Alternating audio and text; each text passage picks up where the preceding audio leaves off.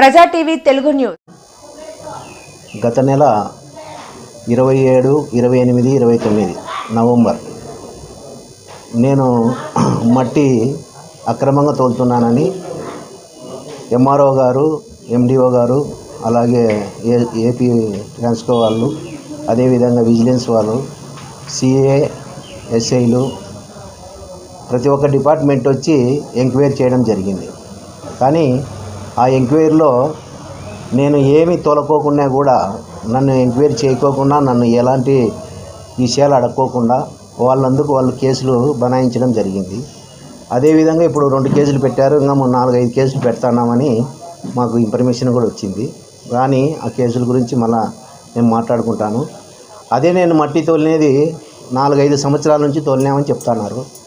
4-5 సంవత్సరాల నుంచి తోలినప్పటికీ ఈ గూగుల్ మ్యాప్ 2016-17 నుంచే గూగుల్ మ్యాప్ ఉంది. వాళ్ళు ఇచ్చిన సర్వే నెంబర్లన్నీ కూడా ఈ గుంతలు పడిన సాటే ఉన్నాయి. ఆ సర్వే నెంబర్లో గత 20-30 ఏళ్ళ నుంచి కూడా తోలినారు. ఈ గూగుల్ మ్యాప్ కూడా మేము కలెక్టర్కి ఇవ్వడం జరుగుతూ ఉంది. అదేవిధంగా ఇన్ని కేసులు పెడుతున్నారు, ఏం చేయకపోయినా కూడా మాకు ఎలాంటి ఇబ్బంది ఏం లేదు. బట్ ఇప్పుడు ప్రజెంటు రాయల చెరువులో ఈరోజు ఎంపీపీ, మాజీ ఎంపీపీ రంగయ్య, అదేవిధంగా మిగతా వాళ్ళందరూ కలిసి, ఇంకొక 3-4 కలిసి 40 టిప్పర్లతో దాదాపు ఒక 500 టిప్పర్లు, 500 లోడ్లు పోతున్నాయి పర్ డే. ఈరోజు వాళ్ళకు 15 రోజుల నుంచి నేను చెప్తానే ఉన్నా.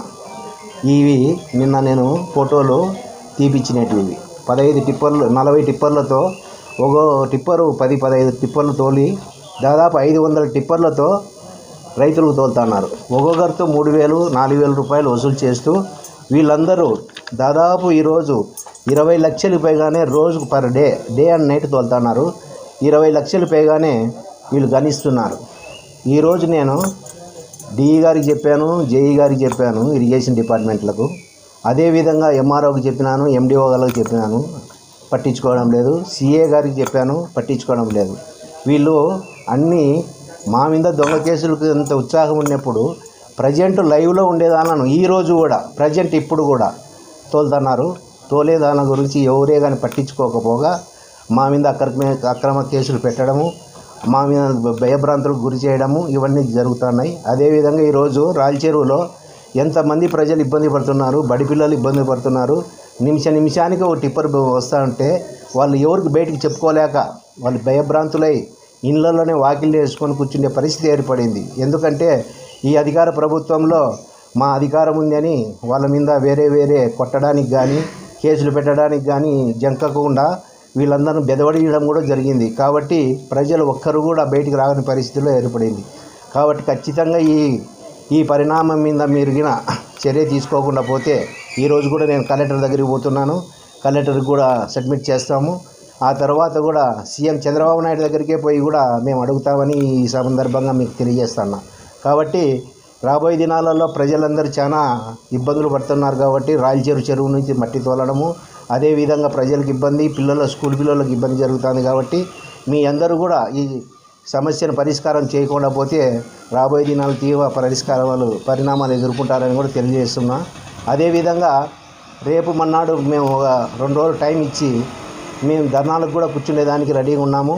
అదేవిధంగా మీరు ఖచ్చితంగా వీళ్ళ సమస్యను పరిష్కరించుకుంటే 2-3 రోజుల్లో మేము ధర్నాకు స్టార్ట్ అవుతున్నాము.